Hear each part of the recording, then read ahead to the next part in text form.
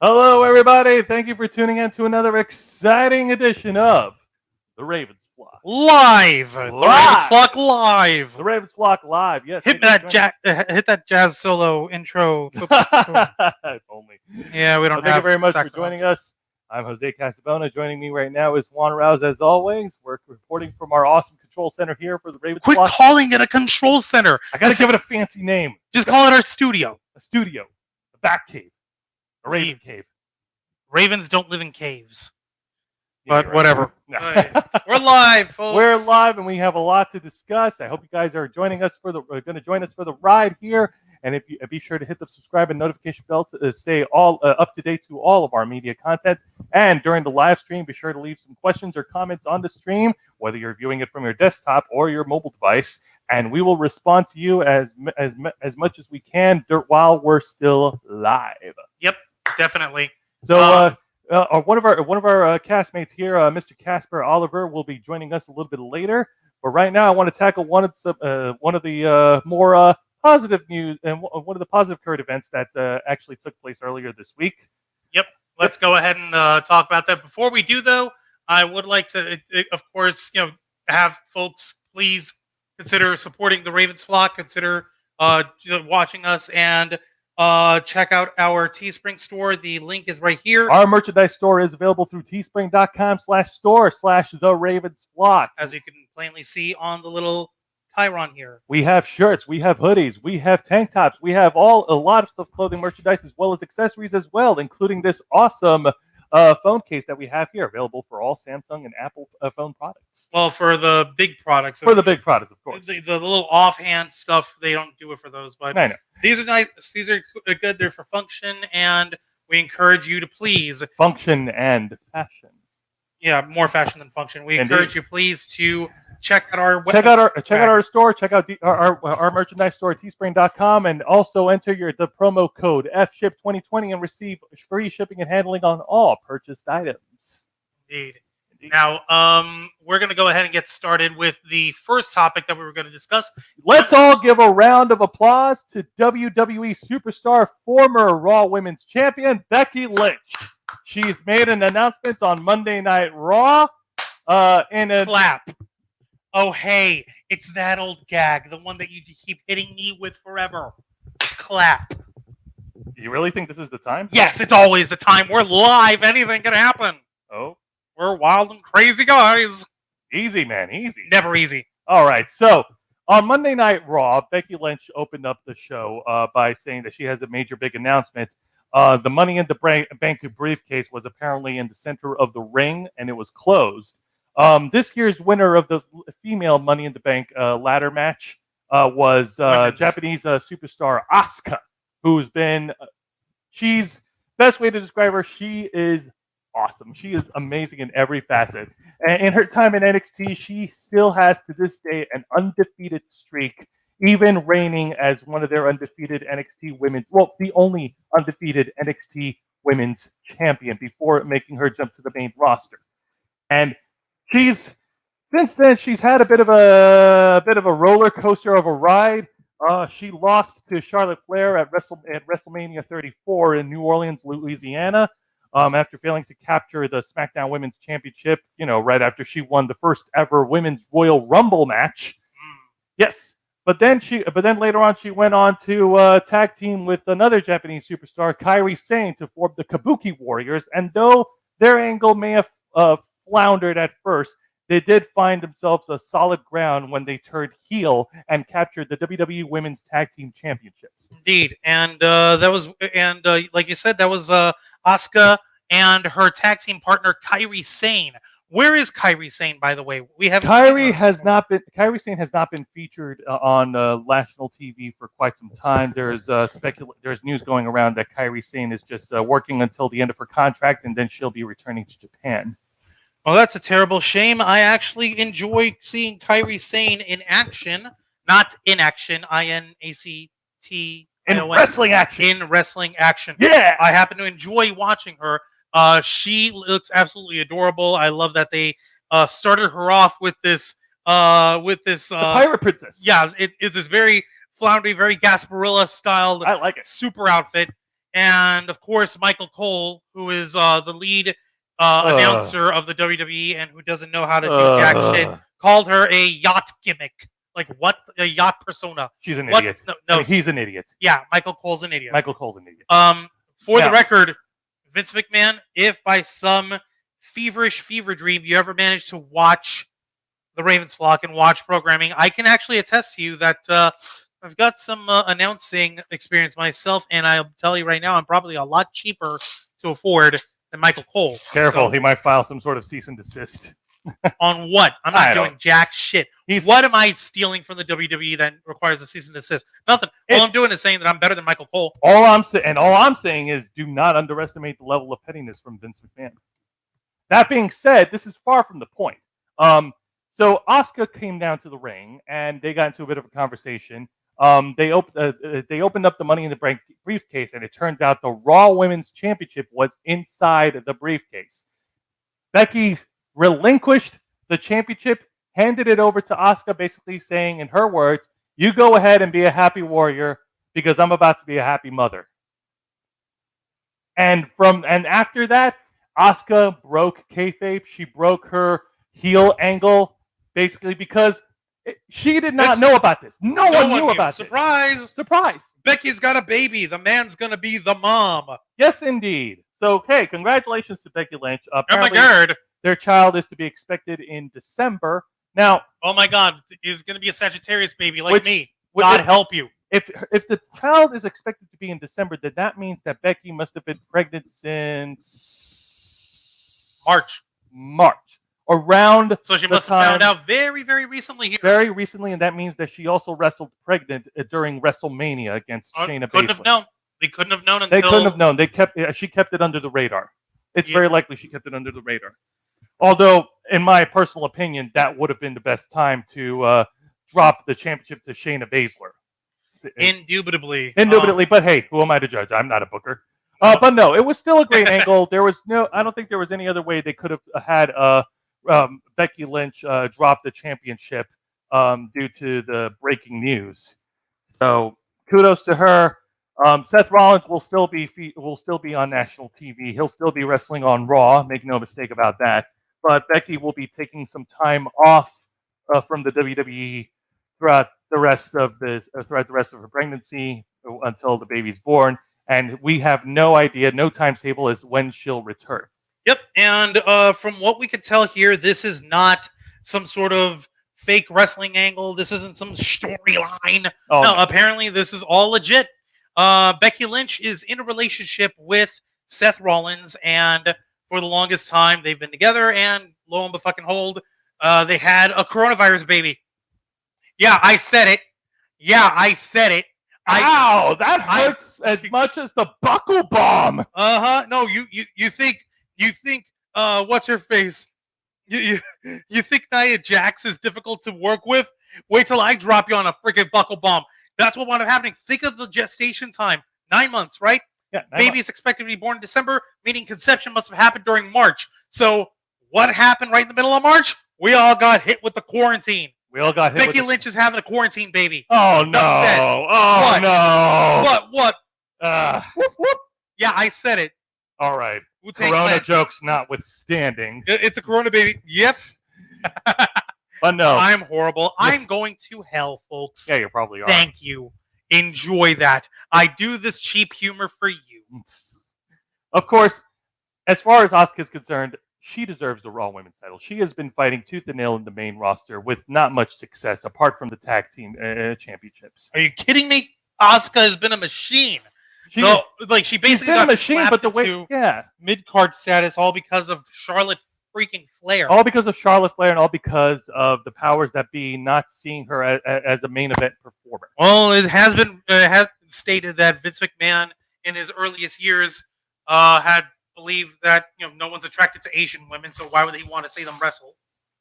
He did that with Gail Kim back in the day. Yeah, and Gail Kim, they gave her this weird Matrix angle, having her run around like her graphics and her presentation was supposed to be as if she was a Matrix character. I don't think so. Yeah, it didn't make sense. Doesn't make one lick of sense. No, it doesn't make any lick of sense. But you know what? It's fine. Asuka is the Raw Women's Champion right now. Yeah. She will be defending it, and I hope that she turns out a better Women's Champion than Charlotte Flair, who's the current NXT Women's Champion. Seriously. Okay. Yeah. No, for real. I like Asuka's character. She's over the top. It's zany, but you know what? It works. It gets over. It gets over. Yeah. But apparently we're not allowed to have nice things. No, we're not. And that's a reason. And that's why Becky hasn't been on TV. She hasn't even been on the pay-per-view Money in the Bank. Wasn't there a whole problem with Becky Lynch apparently trying to hog the spotlight when she had both the Raw and SmackDown Women's Championships? People calling her Becky Two Belts? Well, hogging the spotlight, not so much. But yes, Becky Two Belts was the nickname that they gave her right after WrestleMania.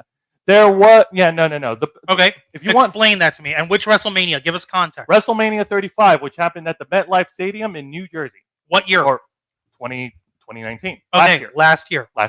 You need to tell people. You have to contextualize. Oh yeah, I forgot. Not everybody's a wrestling fan. Exactly. All right, so last year's WrestleMania 2019, MetLife Stadium in New York or New Jersey, wherever. No, it's from the shadow of New York. From the shadow of New York. Because New Jersey doesn't exist. Because Vince McMahon's still sore with the athletic authority.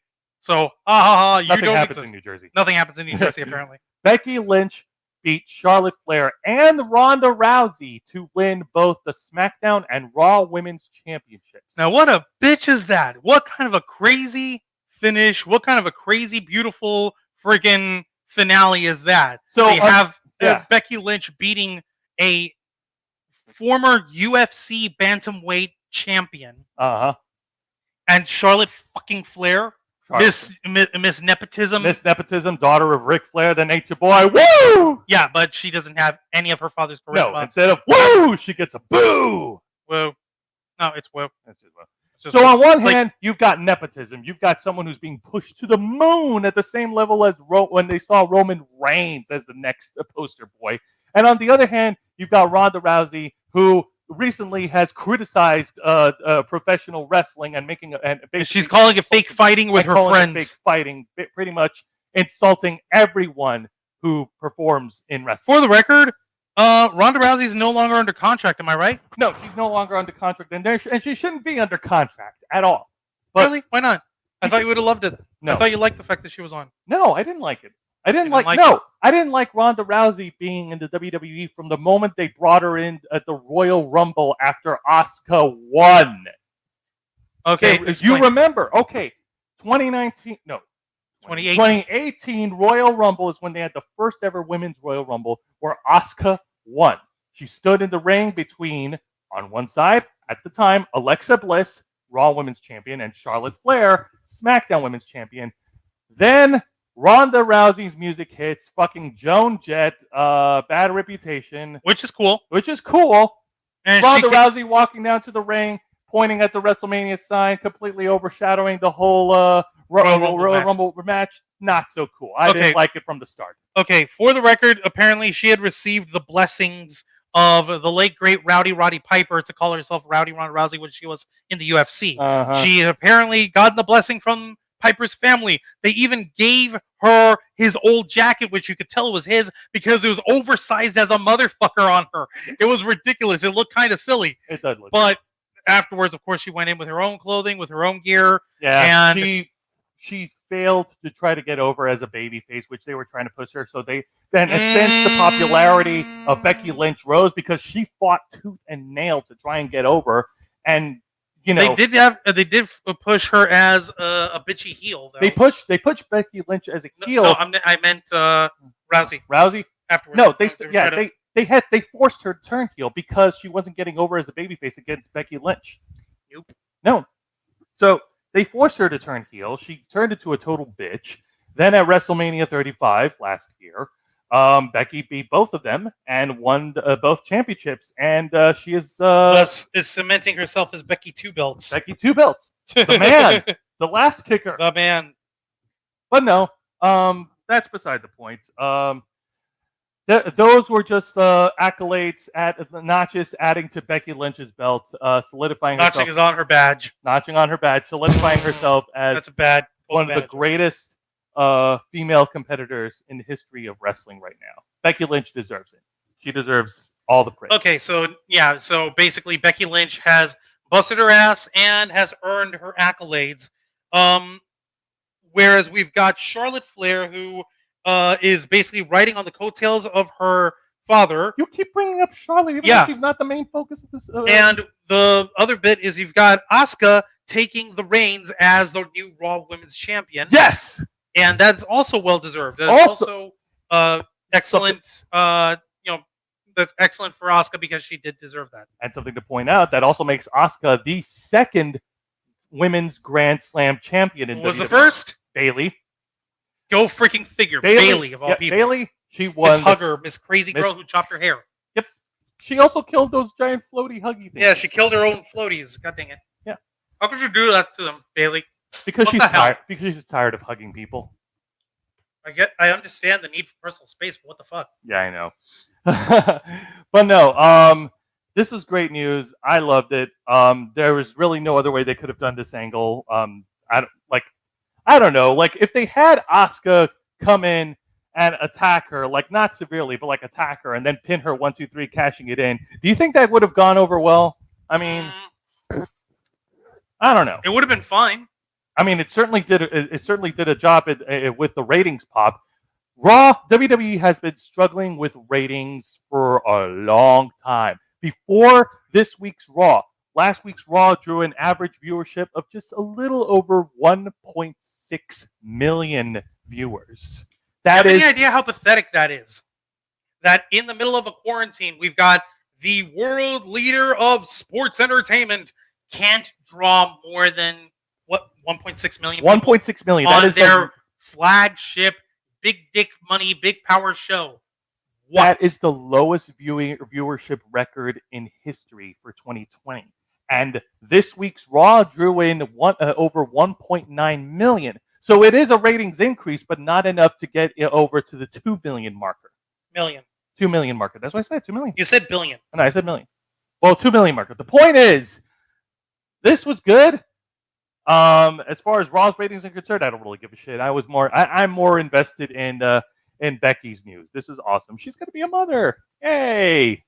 Indeed. We don't know if and people have already been making the bad joke of this is the second time that Seth Rollins has screwed an Irish professional wrestler out of a championship. That is a funny The first being Finn Balor, who had a separated shoulder or was an elbow injury. It was a separated shoulder due to a match that he had with Seth Rollins, causing him to vacate the Universal Championship.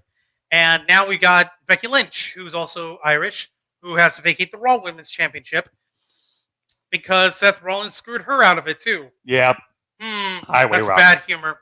Yeah, but totally better than my Corona baby line. Just like WrestleMania 31, he cashed it. Watching. Just like Who are you all? Just like WrestleMania 31, he cashed in that opportunity. Hey, oh! Wow.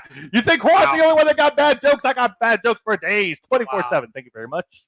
How could you? I know, right? I stole your thunder. What is your deal? Why would you do that? Oh man, you are terrible. No. Jokes aside, I like Seth Rollins. He's one of the top guys in the WWE right now. I cannot with you. You're still going on? How dare you? No, Seth Rollins is one of the top guys in WWE right now. He's made himself a success, not only being one of the greatest, one of the best WWE champions they have, but he's also had success outside of wrestling, opening up his own coffee shop in Davenport, Iowa, and opening up his own wrestling school called Black and Brave Wrestling. Are you kidding me? Like he's got a coffee shop? Yeah. Tell us about Seth Rollins' coffee shop. I don't know the area code number. I think it's called like 937 or 9something Davenport. It's a coffee shop that's over somewhere in Davenport, Iowa. I saw pictures of it. He is a coffee enthusiast also. Him and Cesaro. Cesaro also has his own coffee shop. What? Cesaro. Wrestlers are starting coffee shops. Hang on. Let me... Please. Okay. Explain this. Well, actually, that's basically it. Like Seth Rollins is a coffee enthusiast. He opened up his own coffee shop in Davenport, and he's been bringing in some customers, and people like it. Who doesn't like coffee? Who doesn't like good coffee? Yeah, but a pro wrestler starting a coffee. But then again, you know what? Didn't Abdullah the Butcher start a rib house? Yeah. Dude, it's not uncommon for professional wrestlers to have a success outside the ring. No, I mean, like, it seems out of place. It's out of place, but it's also proof that they could do more than just beat up guys in the squared circle. So that's awesome. I like Cole Cabana does podcasts. Chris Jericho hosts Rock and Wrestling Ragers in his cruise ships. He also rocks out with his band. Seth Rollins opens up a coffee shop. Let's see what else. John Cena has a gym. John Cena's got his own gym. Yeah, and I know. I mean, oh, by the way, our buddy Casper is going to be joining us later tonight. Yes, and, at 8. I don't know if you see it in the background here. Yeah, take a look at that. Yep. Hang on. Oh, hang on. Let's get a zoom in there. Just a minor little segue here. Those two little figurines of Advent Children Cloud and Advent Children Tifa. Yay! Casper gave me those a very long time ago. Thank you very much, Casper. You made my brother happy. Don't touch me. I'm trying to tell a nice story here. Okay, go on. And it was basically, I was going back to my desk jobs, and Casper wanted something to help keep me cheered up and shit. So everywhere I work for a straight job, I keep those little guys next to me. I'm reminded of my buddy Casper, who's an adorable little angel, and you can't tell me otherwise, and you can never, ever get me to hate them, so how dare you? Exactly. That's good. Now, Juan, as a parent, what advice do you have for Seth Rollins and Becky Lynch if you were there in front of them right now with this awesome news? Do you have any advice? Okay, for the record, my advice isn't going to mean diddly shit to either one of these two guys because they're paid. They make money. Yeah. They've got money like crazy. And with Seth Rollins having his freaking coffee shop, for crying out loud, this guy has got himself basically set for life. Yeah, but he's about to be a father. Allow me. You're trying to interrupt on something, and I'm trying to tell you something. The difference between his experience with what he's going to be as a father and my experience has been he's basically set for life twice over at least. I was barely able to scrape by on stuff when K-Storm and I had our kid. And for the longest time, things were very bad for us. But we stuck together and we supported each other morally while we were trying to pull ourselves up. And now, thankfully, we're in a much more stable position now. But it took us 10 years. This guy's already stable, like money-wise, if he's done his finances correctly. And assuming that I'm assuming that he has because he's already got himself set up with multiple businesses for himself. Yeah. So in his case, the only thing that I could imagine would be good advice would be, since he's working and since he's making that money, to don't forget to make time for your family. Don't forget to make time for your kid. That's what was it? Howard Stark says, "Money never once bought a minute of time." Right. So that's good advice. Like you can be supporting and you can make money and you can give the kid everything that you never had. And make sure that they're set, and that's what every parent wants for his child. So what do you call it? It's it's different. Like thankfully he's got his stuff set. So in his case, it's just got to be time management. It's got to be making sure that he can spend time with his child and watch them grow up instead of just being like a Facebook dad or whatever. They like what was it? FaceTime dad is what I meant to say. Yeah, no, I get you. I mean, you can provide all you want, like make as much money as you can, be a success, but you've got to make time, and not just for Becky, not just for your partner, but also for the kid as well. Yep. But don't ever ask Jim Cornette for child rearing advice. Oh no, he already he buried the whole. Oh man, actually. His thing wasn't so much the fact that he buried the fact that they're having kids. It's more the fact that the way that Becky Lynch delivered her announcement was it started off as being supplicant to, being in the WWE is everyone's dream. And it was so wonderful that I could be here. And I didn't believe in myself. and I was learned to never give. Like, bitch, you're Becky 2 belts. You're the man. You Show take that shit big from dick. nobody. Show that big dick energy as one should, and she's just got to say, what do you call it? She's just got to like, fucking. She's got to be like proud of herself. Like, that's right. I've been a Raw Women's Champion. I've been a SmackDown Women's Champion. I've dominated and I've done everything I can. But the time has come for me to step aside and take another step in my journey, and that's motherhood, motherfucker. You can go ahead and be Women's Champion, Asuka. I know you're gonna do all right. I'm gonna go and be a badass bitch mama, and I'm gonna own that shit. Like he would probably have preferred the fact that she'd be more into her own hype. Well, yeah, if she has to make an announcement, that's great. But keep the character going. Keep the man going. You know. I think Cornette also ripped into the fact that, like, she was one of the top women in the WWE that was making big bank. Big dick money. Big dick money. Like, she was making big dick like money. How much did he mention that she was making a year? Like, I don't remember. All right. But yeah, no. Financially speaking, I don't think they're going to take a hit. I mean, come on. No. Impossible. No, not impossible. Just unlikely. Yeah, no. Not very likely. So unless she, like, blew her money on coke or something, which is totally not actually what happened. But, like, that's the only thing that might be a problem for them. But like I said, Seth and Becky, kudos to you both. Congratulations. Oh, hey. Adelinda Dragon Queen. Oh, hey. How's it going? Hey. Well, fancy you to join us. We were just talking. We were waxing poetic about Becky Lynch announcing that she's going to be a mama. I know, right?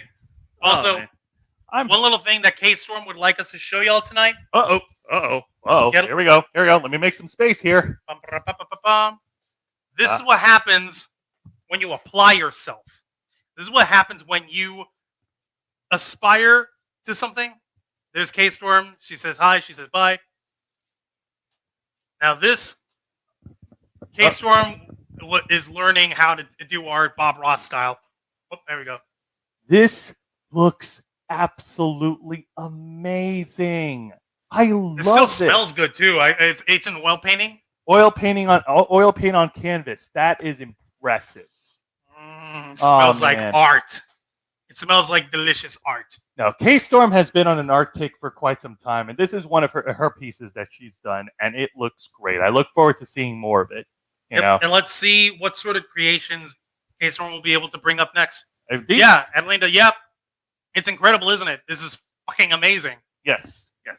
Great job, K-Storm. We love it. Thank you, K-Storm.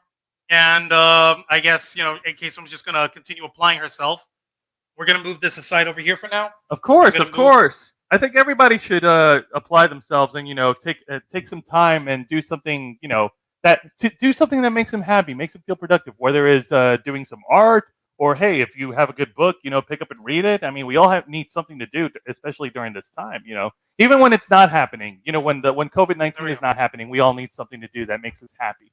Let me go ahead and readjust. I try to manage, like, Lyra finds time to do some art. K-Storm finds time to do some art. Here we go. Yep. And incoming into the studio tonight is our main man, Casper. How you doing? Hey! Doing all right. How about you guys? We're doing doing great. Dude. I like the hair. Thank you. Looking suave and sexy as ever. How have you been, my man? Well, I just woke up from a nap. I was cosplaying. I was cosplaying Rodimus earlier, so I still have the shirt on. Hey! Oh, my nephew. Oh, you better not show that to my nephew. He's not going to leave you alone. I was actually going to say, I've got on hold until I can actually get my measurements right and when I can actually buy it. This nice gray mid-length pea coat so that I can join you as Megatron. I remember we were talking about it forever ago, and I had not forgotten. I just hadn't, like, shit's been crazy, but I finally found a jacket that'll work. Mm-hmm. The only thing that I got to do is on the inside of the lining on it, instead of this black lining that it's got, I'm going to have to get, like, the sheer purple fabric to go, and we'll have to customize that. That way it's properly Megatron. Yes!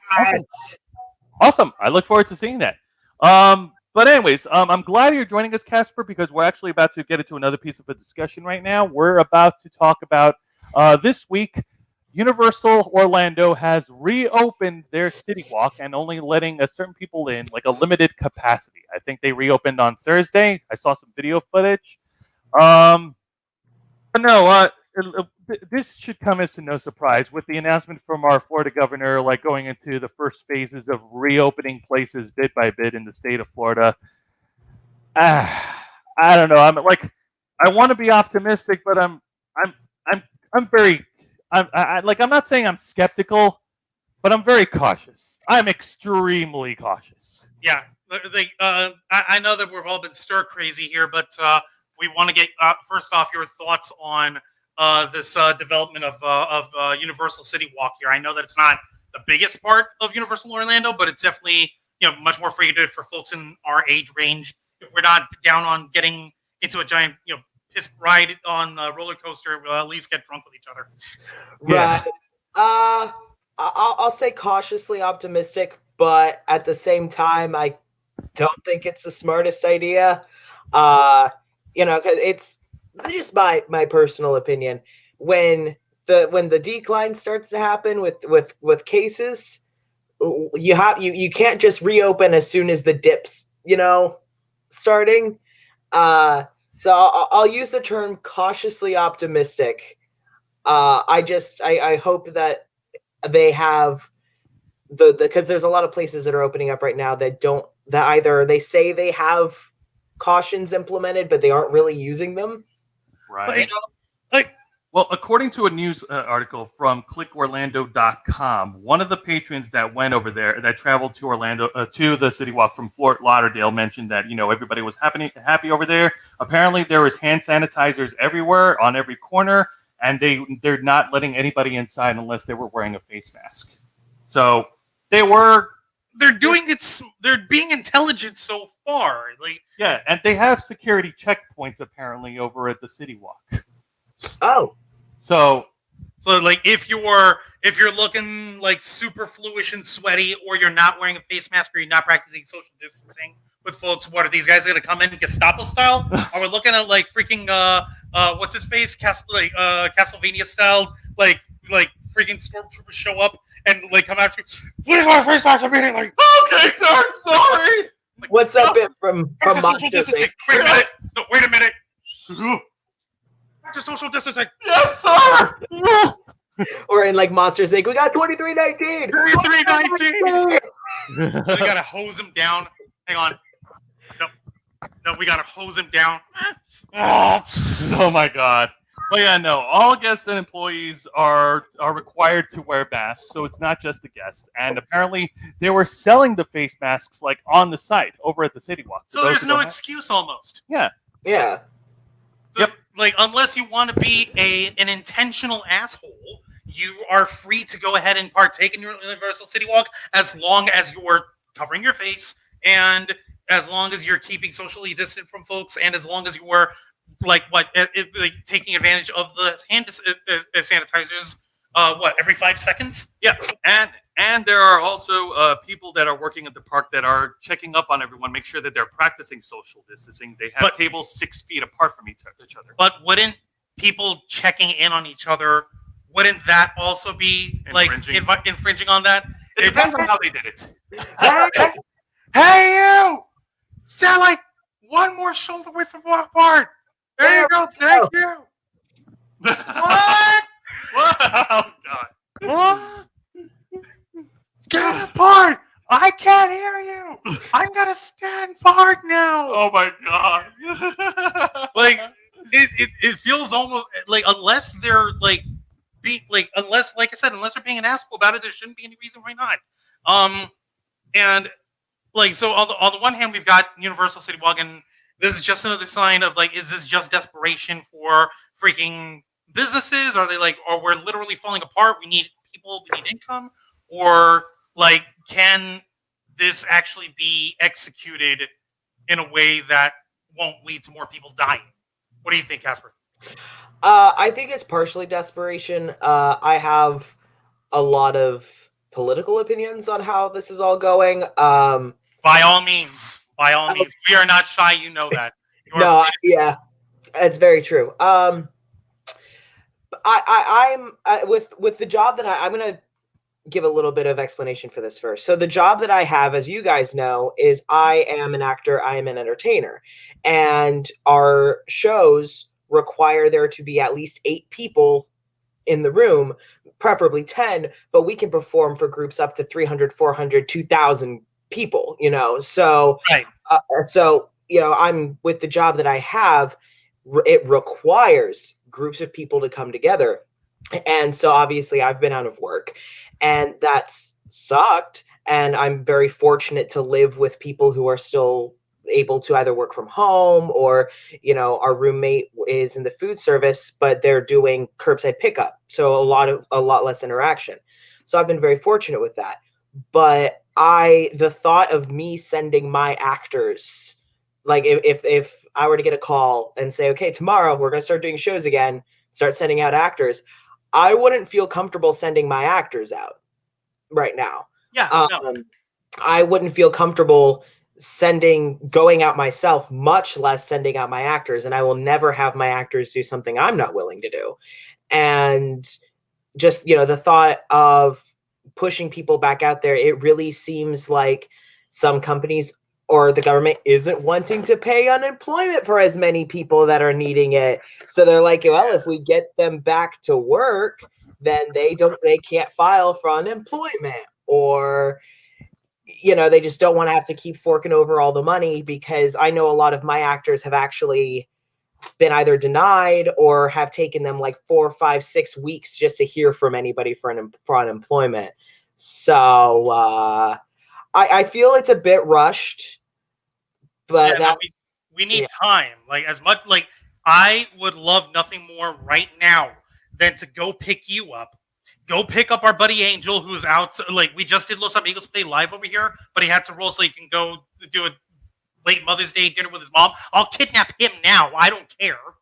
I will drive over to freaking the St. Pete area, get our friends, Xeiana Rose and Dragon Fang. Yes. Go down to the West Shore area, pick up Sean and Jeanette. We'll throw all these guys in the trunk. Thankfully, those 4 are smaller. They're shorter than the rest of us, so I can fit them in the trunk without a problem. We'll just line them up as if I was buying bags of rice. And I will take us all of us, down to Ybor City tonight, right now. And the best part about it is, Ybor's deserted. I get rickety wrecked, son! We will get wrecked. And the whole of Ybor City will be ours. It'll be ours. We just have to break it. As tempting as it is, unfortunately, that's gonna have to wait, my friend.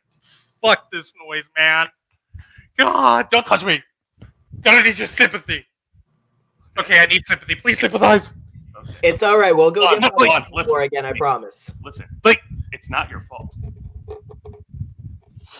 It's not your fault. Don't touch me while saying that it's not my fault. You're implying that it is. It's not your fault.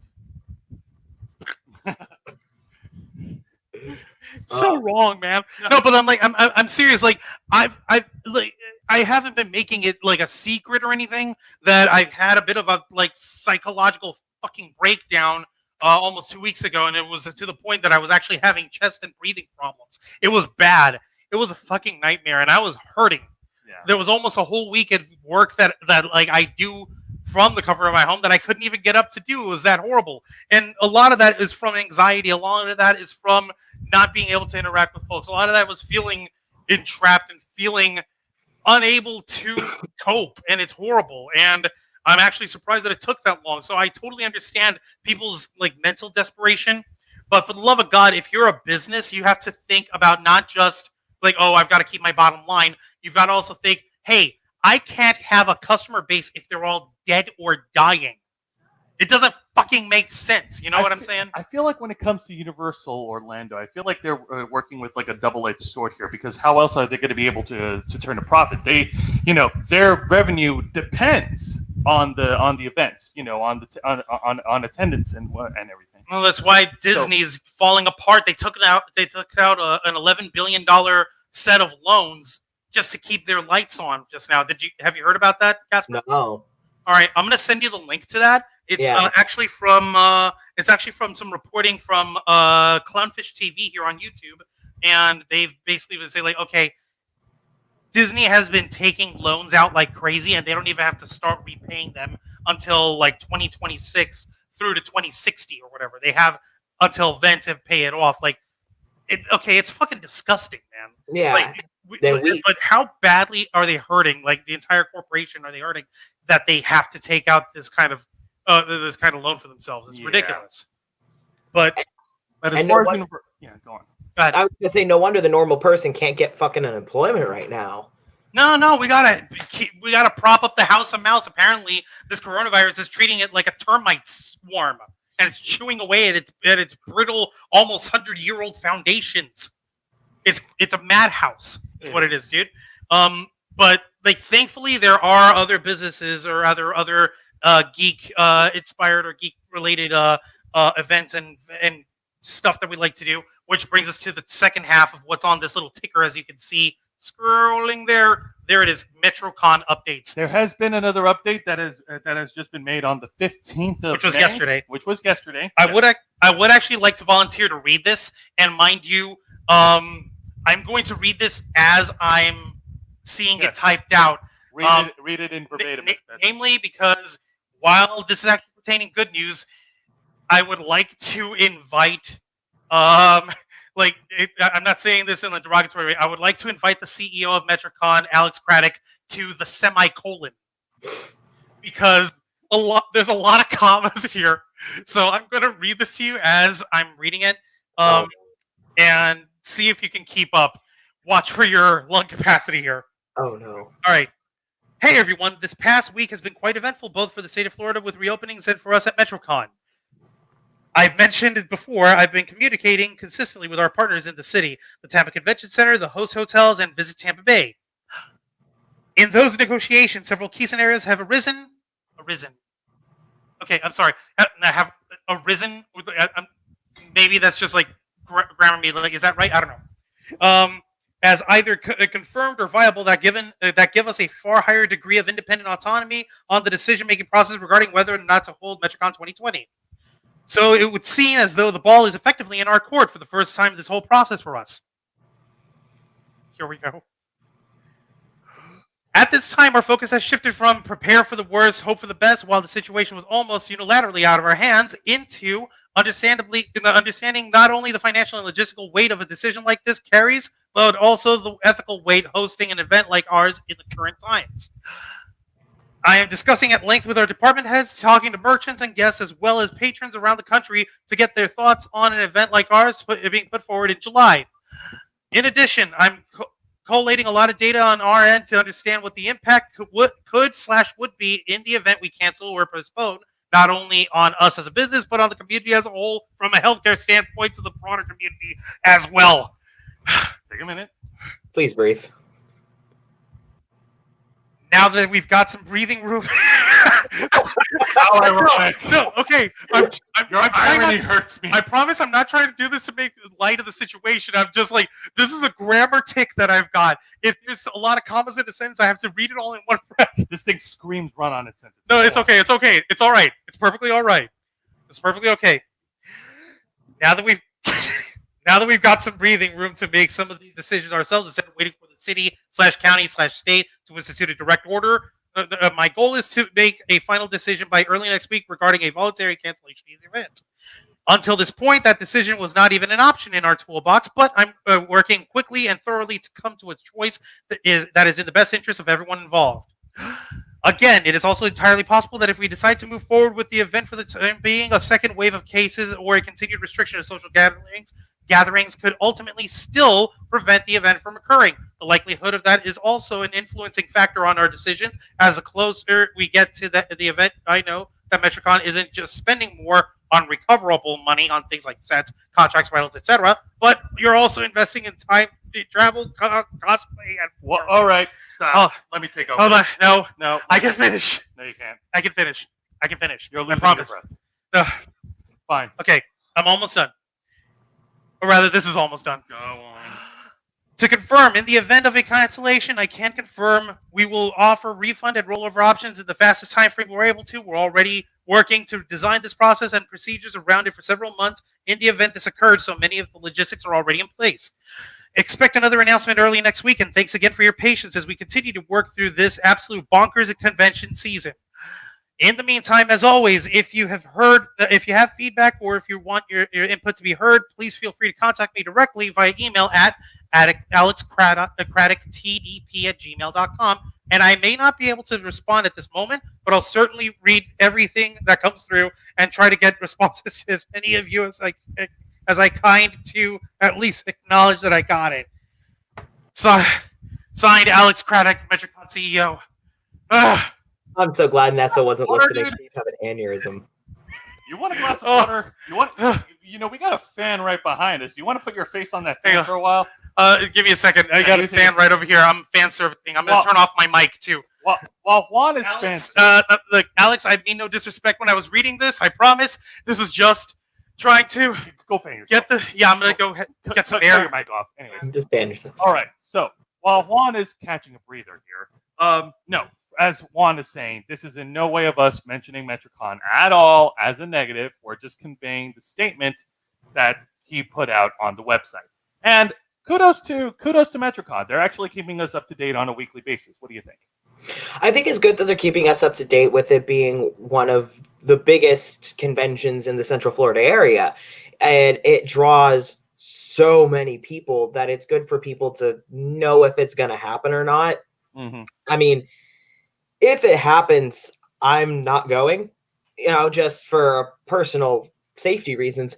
I completely understand if they have to reschedule or just say, I'm so sorry, but Metricon isn't happening this year because the world is on fire. Now, figuratively, no longer literally. So, so I do really like that they're giving us these updates, though. That's a lot more than a lot of conventions have been giving out. So that is very appreciated. That is very appreciated. And I like that. And that's what I'm a fan of. I would like to stay informed. I think that's what everybody needs to do right now when it comes to these events. Like, they shouldn't blow themselves out, if they've, like, in terms of cons or whatnot. Like, they need to keep informed and stay up to date with everything that's going on. And you good? You can't run a business if your clients are dead. For fuck's sake. All your guests, your guests, flying or the attendees. How, unless we have a zombie con, but zombies don't use money. Their currency is brains. That is the essential trading material that they find intrinsically valuable to them. And no fucking zombie's gonna give up their brains for a photo with, I don't know, who's a good guest at Metrocon? Just an example. Scott McNeil. There we go, Scott McNeil. Like, I love Scott McNeil to death, but, like, no zombie's gonna give up, like, a portion of their brain. They need that for eating. And I'm pretty sure Scott McNeil doesn't want to have his brains eaten by the zombies either. I'm pretty sure he does. But the point is, okay. I understand this seems schlocky. This seems like I was trying to do it for comedy. And yes, there is a little bit of comedy value. And I just do that because, it's like reading the sentences make my eyes cross for a minute. But it just felt really wordy for saying, hey, we got updates from the city and county and everything. It looks like the final decision is now down to us. And we're going to weigh our pros and cons while we come to a decision. We'll give you the results on the deliberation sometime in the next week. Okay. Like, that would have been, like, I don't know, but I totally understand, wanted to be as thorough as possible, but it just felt wordy. That's just me. It's a nitpick. I'm sorry. I'm not trying to be an asshole, but it just felt nitpicky. Grammar Nazi. I am not a grammar Nazi. It's not grammar Nazi. It's just like, there's... It hurts to breathe. I'm recovering here, goddammit. But, like, no, but in all seriousness, I agree. I'm fucking glad that Metrocon's giving us updates. I'll give them props for that. I hope to God that this doesn't mean that, like, okay, that they're going to shut down, because I'm sure folks are going to need their relief on this shit. But in all fairness, Metrocon has got to do, like, they're on a really bad balancing act here. It's like they're either going to have to shut down for the year and they're going to lose money on their non-refundables, but at least they'll be able to survive. At least they'll be able to get their refunds or like postpone the tickets or whatever. Currently, they're weighing in all options that are available right now. And on the con side, like pros and cons, like on the opposite side, if they do open up and they run for this year, and they don't wind up bringing in enough people to show up to begin with, then they'll have operated at a loss. That'll hurt their chances of running next year. So what the fuck? They're not in an enviable position here. No, they're not. What are the likely cases that might happen? Might, not definitely. Is if they follow suit with other conventions that have just made their announcements, they're likely going to postpone their event for a later date this year, like sometime maybe around October or November or September. So, but that's a possibility, and even then, we have no guarantee how long this is going to last. Exactly. We're in the month of May right now. We just started 2 months ago. We started 2 months 3. ago, and we haven't seen any progress. Anything going up on the plus side so far. Yeah, it's either people are still catching it and croaking, or we just haven't gotten progress on it. So it hasn't moved to the opposite end of the spectrum where we're like, oh hey, things are improving, less people are dying. No, we haven't gotten to that. Also, if you look over here if you're watching on a desktop TV or whatever on screen, you'll see the live stream comments here, or if you're on a mobile device, you'll see them. I said that here. on the earlier. Okay, well, I'm showing it now. Adelinda's over here saying, what do y'all think about MegaCon's decision for themselves? I think we discussed that on one of our previous episodes. We talked about that last week. And I've already made my point, and I'll be more than happy to reiterate my point. Hold on, Casper seems a little confuzzled. Was that the con that booked the same exact weekend? They're rescheduled for a much smaller con in the same city. Not the same city. Just no. It's MegaCon is Orlando, and LumiCon is here in Tampa. And yes, they rescheduled for Halloween weekend. So did Spooky Empire. Yeah, so that's 3 cons that's happening in the. Okay, yeah. Weekend. So yeah, Spooky Empire is Orlando also. So yeah, kind of a dick move. Kind of. Not the con I was thinking of, but it's happened again. So go figure. Who'd have thought? But no, we did cover that last week. We were basically saying like, okay, on the one hand, they rescheduled and they put themselves with an upper cap of 25,000 people maximum to be allowed at the Orange County Convention Center. Quit swiveling. You're making me dizzy. Sorry. But on the other hand, they really didn't need to reschedule, especially when you got Spooky Empire happening the same weekend and LumiCon happening here in Tampa on the same weekend. I think that's a dick move. We covered it last time. They're trying to take it's Halloween weekend. They're trying to seize the right opportunity.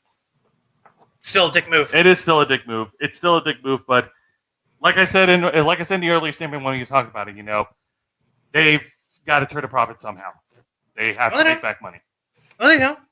Strictly speaking, if they want to be responsible business people, they could just not run this year.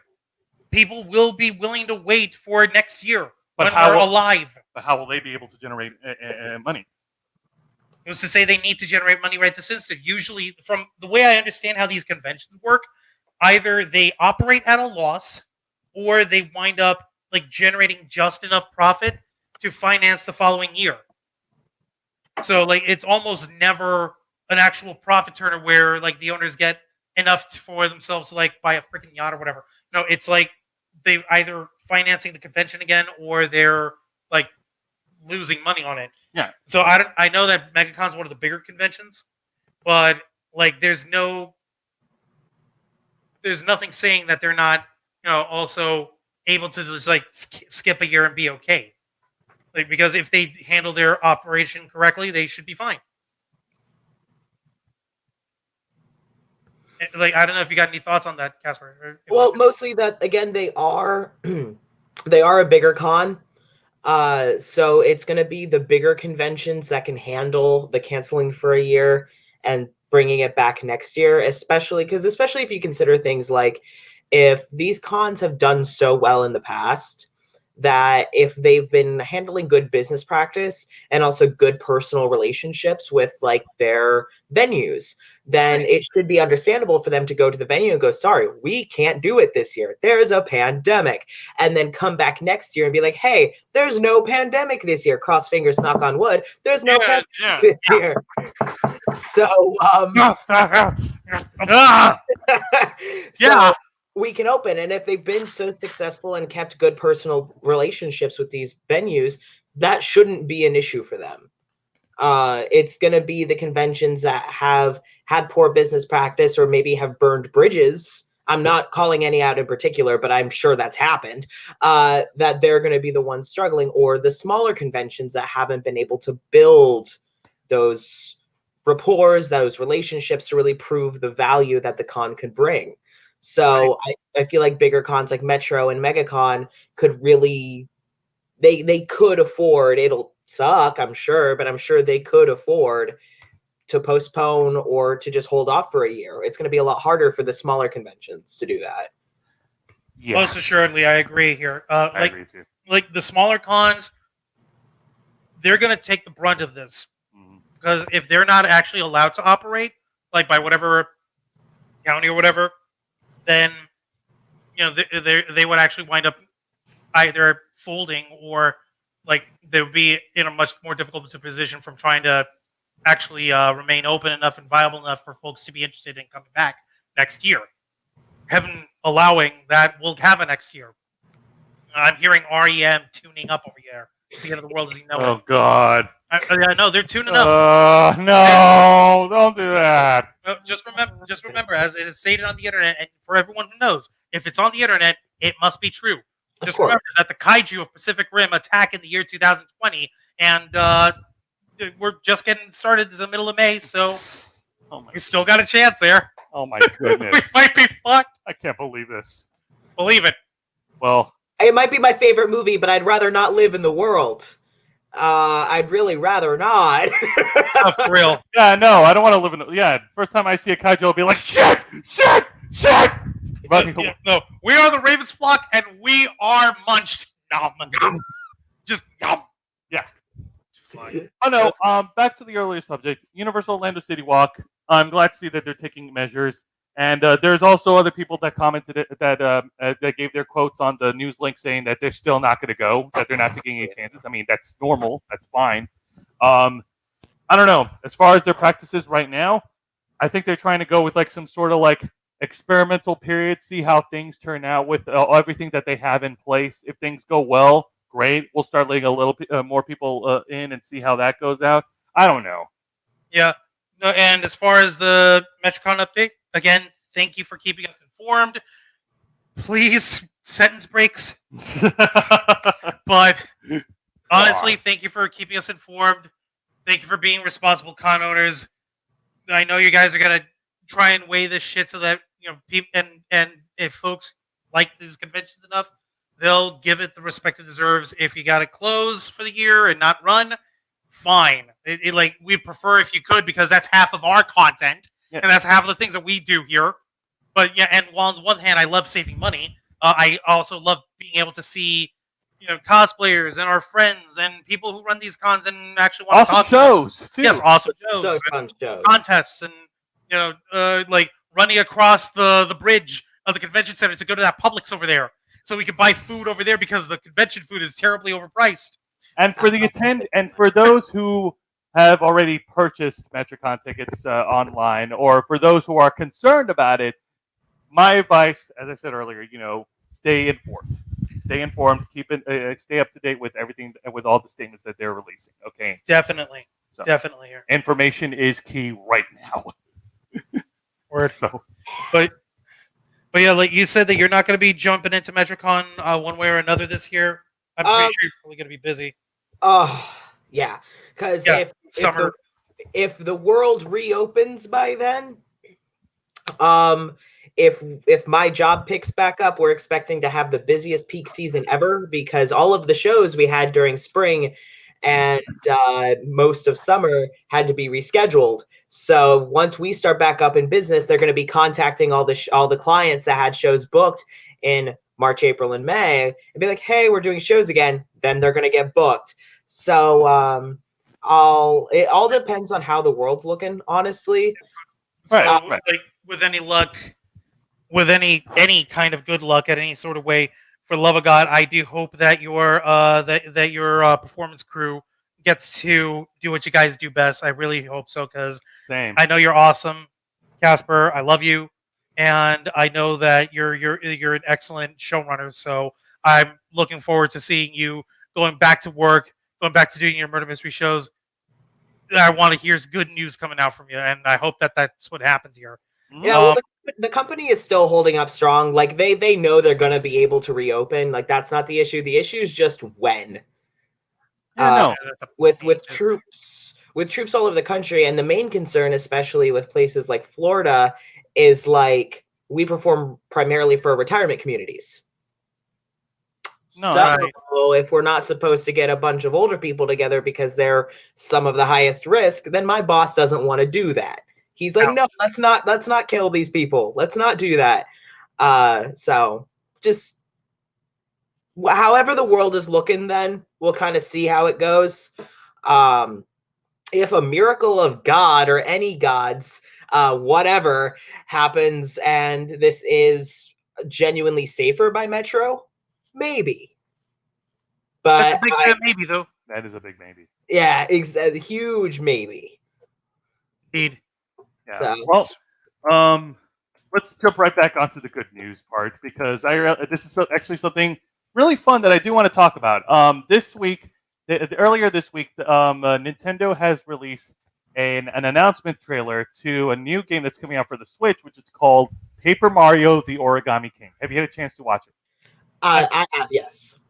What did you think? What did you think of the trailer? Okay, I'm not gonna lie. I started the trailer, and I haven't played Mario games since I was a kid. It started, and the second, like everything with Princess Peach started, I was like, "What? Like, what the fuck is up with this girl? What the fuck?" It legitimately scared me. And I do think the animation style looks really cool. So I think that the origami take that they're gonna take on it looks really nifty. I'm just curious as to what tone they're gonna take with it because by the trailer. That was dark, man. Yeah, it was dark. For a Super Mario game? Yeah. Like, okay, I don't know if y'all heard, but you're dealing with a guy who's a plumber who transports to a magical dimension where he rescues a princess who's surrounded by mushrooms, sentient living mushrooms. Take that picture without the Nintendo filter on, and she's continuously kidnapped and held hostage by a tortoise spike-shelled lizard monster king who's got a red freaking mullet who sometimes goes go-karting with you. I thought it was Billionaire Tycoon played by Dennis Hopper.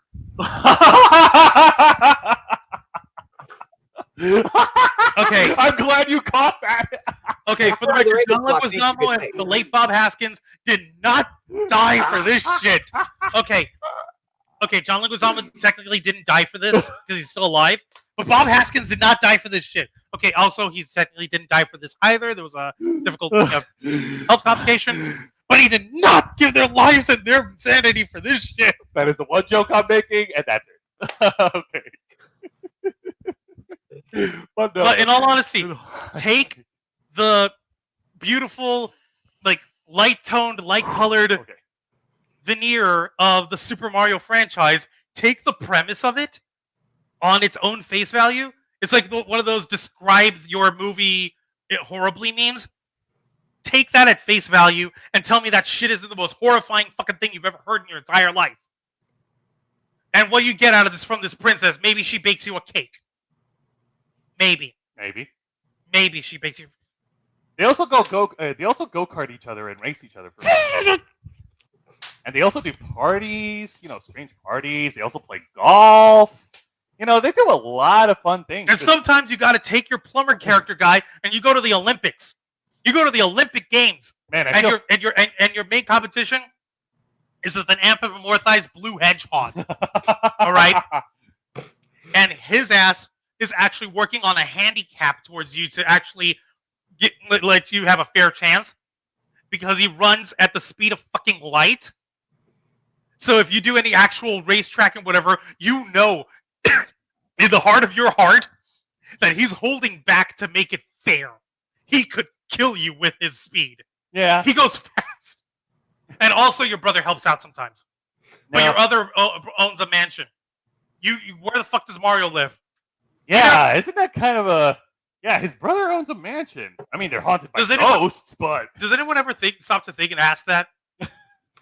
No, I prefer Luigi. I don't know why. I always have since I was a kid. Probably because I too grew up a coward. So you know, but I've never really thought about it. My knowledge of Paper Mario only goes so little. Like, I first played it in 2007 for the Nintendo Wii, and the villain at the time was some creature guy named Count Bleh or whatever. No joke. No joke. Okay, I'm gonna pull it up so you can see this. Count Blech. Count Bleh. Oh God. Like, what do we name this guy? I don't know. Count Bleh. I don't Bleh. know. You know what? That works. We're Nintendo. Hey, Juan found it. What? I fucking found it. You know, you don't have to. Yeah, I do. Don't I? I have to. I have to. Okay, sure. If it gives you peace of mind, go ahead. Anything to get some in these times, Right. honestly. All right, so Juan has found a picture of Count Bleh, the villain from the Paper Mario game for the Nintendo Wii. This literally two-dimensional looking motherfucker takes the place of Bowser. What do we know about him? What do we see about this guy? Again, my knowledge is very limited. Lord Blumiere, also known as Count Blech, is an evil count who is the central antagonist of Super Paper Mario. While Blech is normally used as an onomatopoeia for disgust, it could be interpreted as a corruption of the word black, as in darkness. Ooh. Count Blech was responsible for bridging forth the chaos, however, by forcefully marrying Princess Peach to Bowser. So this motherfucker, the nerve of this guy, he commits like high royal treasonous shit. What's his deal? This is what we had to deal with the last time. Thank you. Thank you for the information, Wikipedia. It's literally a two-dimensional motherfucker. Well, yeah, it's Paper Mario. What do you expect? Something 3D? Oh, God. I don't know, but I like his aesthetic, honestly. Like, everything else about him sucks, but I like his aesthetic. Snazzy. He's out for a night on the town. He's out for a rollicking romp. Let's go ahead and kidnap a princess and marry her to a lizard monster. That'll be quite the jolly gaff. With little razzle dazzle. Indeed. Fuck, man. I'm just a plumber. I showed up in a tube. All right? I ain't getting paid for none of this. Okay? I gotta apply for welfare where I'm coming from. All right? My brother, he won't let me live in his mansion. He says he's not done cleaning it. Dude, I used to run a cleaning company, all right? I called it Super Mario Sunshine. Okay? I would clean shit. I'll go and clean my brother's mansion. But he won't. Now, he's got to be an ass. I got to make a living here somehow. Now, even though it was a brief time that I played it, and Juan's jokes aside, no, it was still fun. It was certainly a different dynamic, a different story than what I'm used to from previous Mario games. But I enjoyed it for a small time. Unfortunately, that's the only time I've ever touched a Paper Mario game. Well, that's the only Paper Mario game there's ever been, isn't it? Yeah, I know. Well, so yeah. No, but like, truthfully, I'm like excited to see it. It looks fun. It looks awesome. Yeah. I don't own a Switch yet, so I congratulate those of you who do. I hope that you all have fun and play the game to your heart's content. But the one thing that still sort of bugs me, like mentally, about this is we're in the year 2020. We have virtual reality simulations. We have an online connectivity with the entire world, the likes of which has never been imagined. And Nintendo, the leading company purely for video gaming entertainment, that has led the way in keeping pure fun and purely lively new concepts in terms of hardware and in terms of innovation for video gaming, has spent their time, energy, resources, manpower for a three-dimensional game where you have two-dimensional characters. I want that to marinate for a minute. By the way, the official release date for the game is July 17th.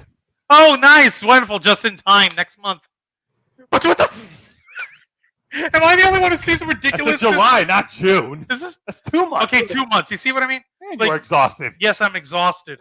Oh my, like, am I losing my fucking mind by overthinking this, or help me out here? My question is, okay, so you said that the last Paper Mario game was made in 2007, right? Yeah. Well, that was the last time. Yeah, that was the last time I played it. So, yeah. Okay, so at least since 2007. So it's been like 13 years. When there is a pause between original and sequel or whatever, that's like 13 years in the making. I gotta ask that. I'm not huge into Mario. The most I know about Mario is what I've seen through Brian David Gilbert's Unraveled videos. And Right. but like, is there a demand for another Paper Mario? It hasn't come up. It hasn't come up from what I can tell here. I hope you pardon me. I'm nervously eating orange Tic Tacs. Don't believe me. I wondered what you were popping over there. It's my version of crazy pills. But in all seriousness, like I haven't heard like big rumblings and big demand for that. I've seen people wanting more variety for Smash Brothers. I've seen, oh hey, can we get Metroid games? Can we have something more with Kirby? Can we have something more with Legend of Zelda? Hang on, guys. There is a bit of history. The first Paper Mario game actually came out in the year 2000 for the Nintendo 64. What? Yep. And then there was another Paper Mario game, The Thousand Year Door, that was released for the GameCube in 2004. I just made a rhyme. Then there was Super Paper Mario, the game I tried, that came out for the Nintendo Wii in 2007. Then there was Sticker Star, which came out for the Nintendo 3DS in 2012. Then Color Splash in 2016 for the Wii U. And then, of course, we have the Origami King. Okay, so there is a bit of history for these Paper Mario games. I mean, they're not limited to just 2 games. What? Yeah.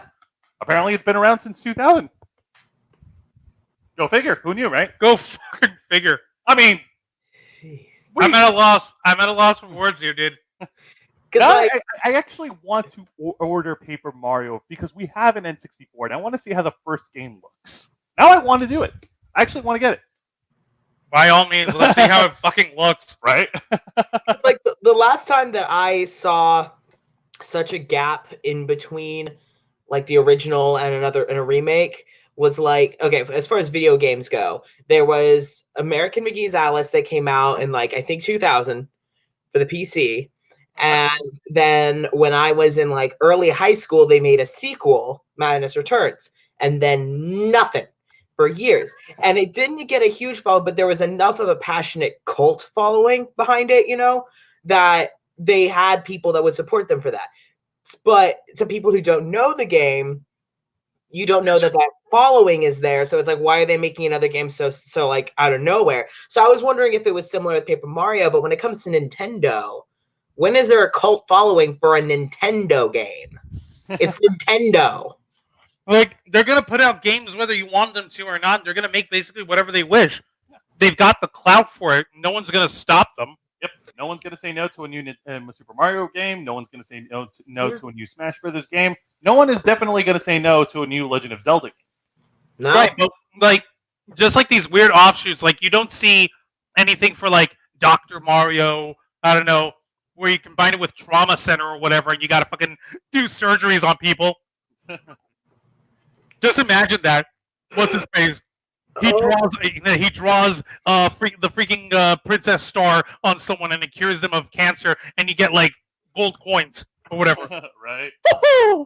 Looks like you have a hernia or something. I don't fucking know. Terrible.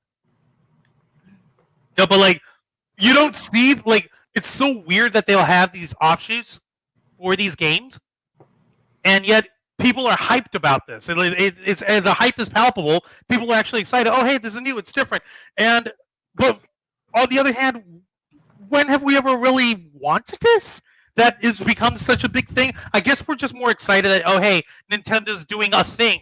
Yeah. Hey, look, thing. It's shiny. Look at the shiny. Look at the shiny. It's a fun thing. It's a fun thing, and Nintendo's known for fun. And I will say this, if nothing else, right now, people are desperate for anything good to look forward to, especially because we have no idea when things are going to, go back to a state where we can go out and do, I don't want to say go back to normal because I don't think we'll ever go back to normal. No. But like, we're looking for something to look forward to with a date on it, so it's not just, okay, you're going to be quarantined for X amount of weeks. Okay, we're going to have to extend it by X amount of weeks. Okay, but some things like this have a solid date for it, and it is harmless fun. So yeah, no, I see what you mean. Yeah, I guess that would definitely add to it. It sort of reminds me of how when we had the big hoopla over Animal Crossing and Doom Eternal, The only thing Oh, is yeah. that now Doom Eternal, it's more like a single player with maybe some multiplayer stuff online, but the Animal Crossing network and the people that have built up on it have just exploded because not only do we want something positive and harmless and like But and we also need wholesome. but we also need some form of interaction in some capacity. Yeah, exactly. And Doom Eternal doesn't really give that. I don't think that we're gonna get some sort of online mode or whatever with this Paper Mario game because I hadn't seen jack shit in that sort of description for their promo. But Hey, it's they just came out more. with their announcement trailer. We gotta wait. So it's just more like, oh hey, we got another fun thing for us to have fun with and fun. So yeah, I'm not gonna knock people. I want us to have fun. I want us to have fun. I want us to have fun. Yeah. It just feels like out of left field. I don't know. Yeah. Unexpected. You were caught off guard. Yeah. We all were. Oh, yeah. I didn't know until you guys messaged me and were like, hey, we're going to talk about this trailer tomorrow. I'm like, they're coming out with another one? Like, what the fuck was this? Yeah. Like, when did this happen and why should I care? Oh, this looks like. Ah. Mario, what are they doing to you? Right? Peach, what are they doing? Luigi, okay, Luigi's fine. Luigi. He's always seemed a little two-dimensional to me. Oh! Oh, that's I know, everybody loves Luigi. Shots. it's okay. Fine. Man. He ain't afraid of no ghosts. He's He's definitely afraid of all ghosts. But that doesn't stop him. That's the difference, okay? That's true courage. Exactly. It's acting in spite of fear, not against the fear. Yeah. So obey your thirst, spite. Anyways. Exactly. But yeah, no. That being said, if you have a Nintendo Switch, and if this is something that you want to do, like for fun, if you're a fan of Mario, then definitely go ahead and get it Oh, yeah. and order your copy. So, Yeah. Oh, yeah. Like, honestly, our household has gotten so many video games recently. Like, I recently bought the Amnesia series, the games that came out like 10, 15 years ago. Haven't played since then because nightmares, but I decided life is already a living nightmare right now. Let's just exacerbate the issue. We got Yakuza 5, which has been a lot of fun. Juan is emulating the upside down laughter emoji. The upside Yeah. down face emoji. Like, this is fine. No, but yeah, no, It's fine. like I actually managed to find some time in this week to finally get to play Monster Hunter World. Like, Angel had been bugging us forever. You need to get this game. You need to get this game. I don't even have the right console for it. Well, you need to go get the console. Well, we finally got the console. And we've tried it. And okay, you need to get this game. I don't have any way to get the game. Okay, well, guess what? I just got you the game. He got it for us for the fucking Christmas gift, and it was beautiful and it was awesome. And I hadn't had the chance to actually set up my own profile for it yet, but I finally got to do it. We're finally finding time to try to Do things that we haven't been able to do. yeah, and it's more like self-help rather than enjoyment, I guess, because we want to have that fun, and this is just another facet of what this new Paper Mario game is doing. It's like, hey, do you need more fun in your life? Yes, please. Here, have some fucking fun. Yes. I agree. And what did you think? I mean, you just started, but I just started. I love it. I named my character Abdalan. What's his face? Hold on. Abdalan Adamska. There we go. That's what I named him. Nice. Yep. Awesome. Like, and that's a fucking Ecuadorian joke and a Metal Gear joke. Abdalan was the name of this really shitty, crazy president of Ecuador from the early '90s, Abdalan Abucaran Ortiz. He was like the Banana Republic red kooky hat psycho for a while. They had him removed, and I'm thinking like, okay, I'll use that name because that infers that this guy's fucking lunatic. And Adamska is the birth name of Revolver Ocelot from the Metal Gear game, from the Metal Gear Solid. So pretty good choice. Yeah, it's pretty good. Pretty good. So yeah, obviously Mr. Chronic Backstabber Syndrome himself. So I figured, why the fuck not? And I like alliteration in my names, So well, that's like awesome. There's Peter Parker, Bruce Banner, Stephen Strange, Clark Kent. Even though that's CK, but it's the hard K sound. So there's and Lois Lane, Lex Luthor, Lana Lang. Alliteration. It's fun. It's cheap and easy. Why the fuck not? I just added a little more dimension because why the fuck not? Of course. Oh no, Sounds- that being sounds said, like a- you and JC are going to have some fun conversations because he's also been playing a Monster Hunter game on the 3DS. So, Yep. Our little guy, he's been gaming and he's gotten good. He has gotten very good. You need to watch out. he I just was about to say, how's he been doing?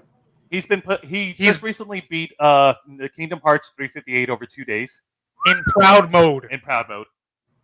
So he's gotten good. He's gotten good.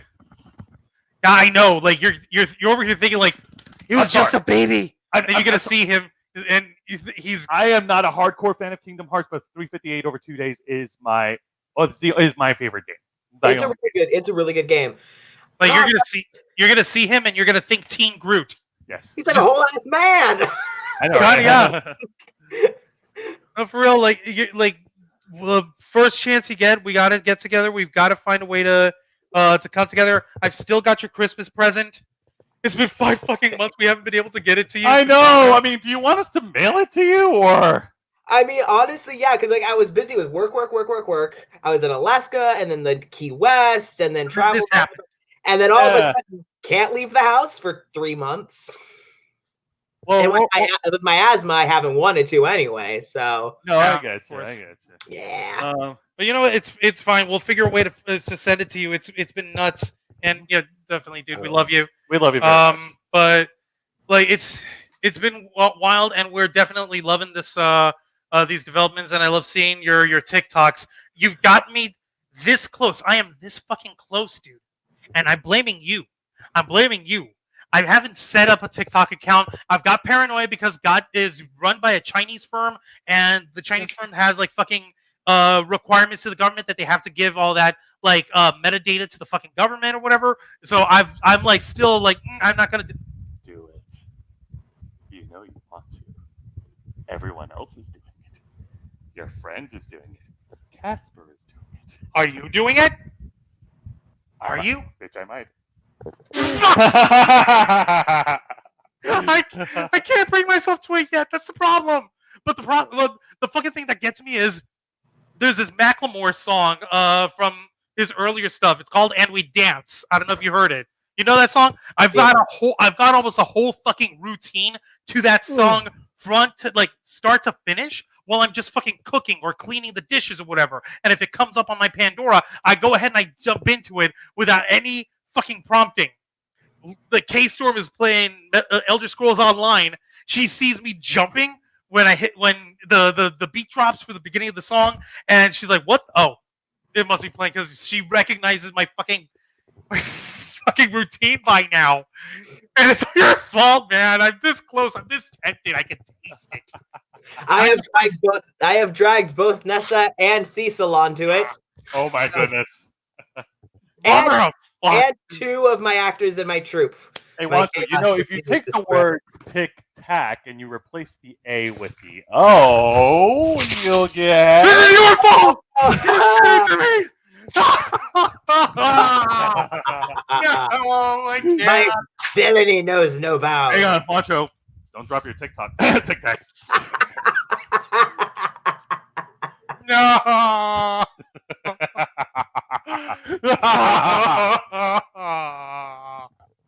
I might actually do it. I don't fucking know. Yeah, Juan. Just chill, Wancho. We got 5 minutes left. TikTok, TikTok, TikTok. Oh, is it bad that the first thing I thought of was that damn "Don't hug me, I'm scared" thing, like with the clock character? Oh fuck.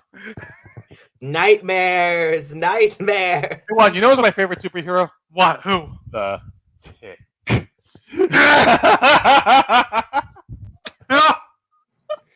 It's all right. Give him in here for 15 Sorry, I seconds. don't have any clever cock puns here, so it's... I'm done.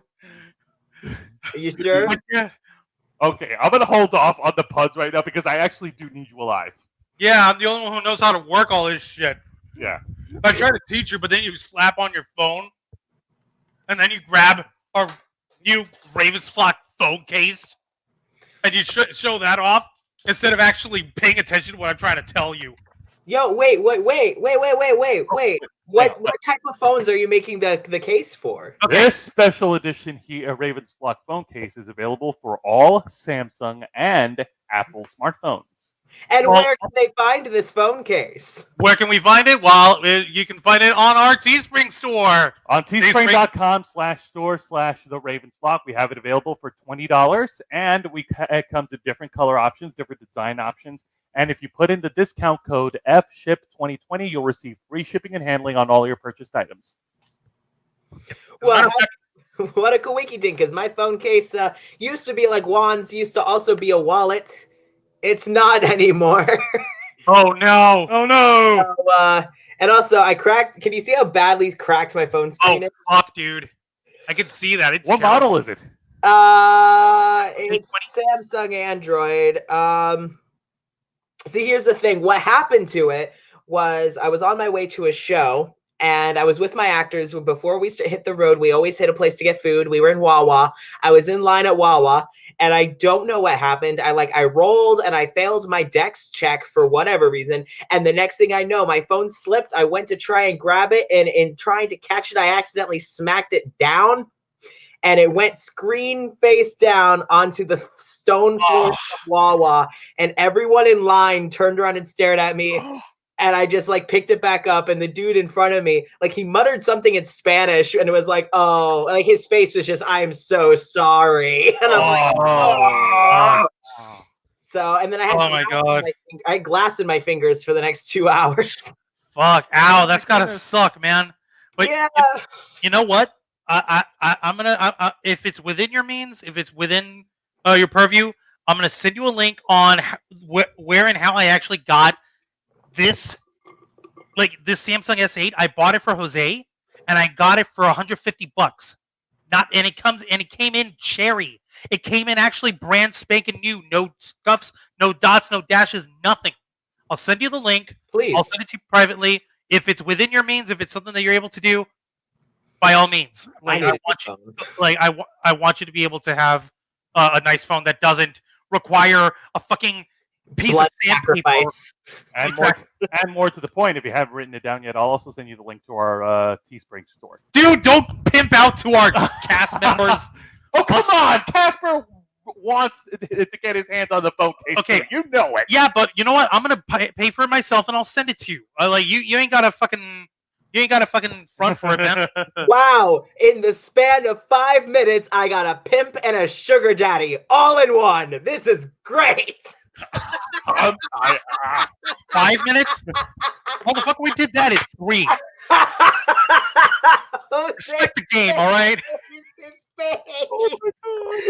Oh, Terrible. Don't die on us now. We're terrible. oh, worth it. That was great. Right. All right. Well, we're near the end. It's 8:58 right now, so let me just give a couple. So let's go off with a couple of closing statements here. Also, just a little thing. Our friend Adelinda says you were talking about the tick. Spoon! Yes, I'm glad someone knows it besides me. Thank you. You're awesome.